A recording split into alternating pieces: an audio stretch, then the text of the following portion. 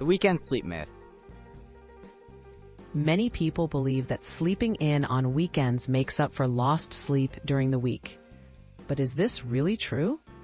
While extra rest may feel good in the short term, science shows that it's not an effective way to restore full mental sharpness or concentration levels. Let's debunk this common myth and explore what really happens to our brains and bodies.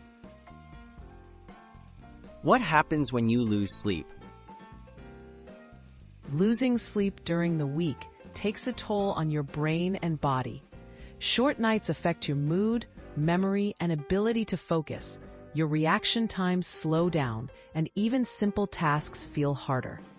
These effects build up over time, leading to what scientists call a sleep debt. This debt can't be paid off fully by just sleeping more on the weekend.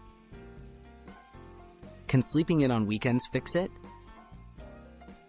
Sleeping in for a few hours on Saturday or Sunday provides only a temporary boost.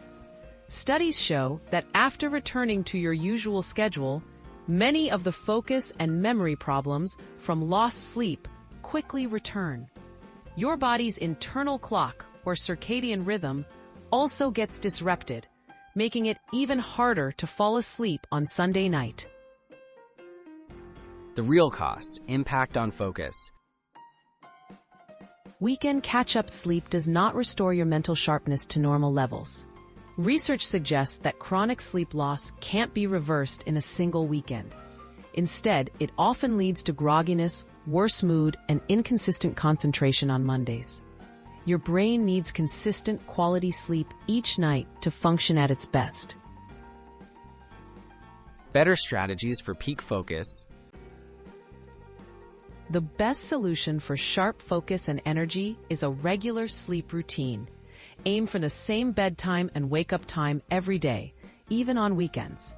Prioritizing consistent sleep patterns helps your body clock stay in sync and promotes better mood, memory, and productivity.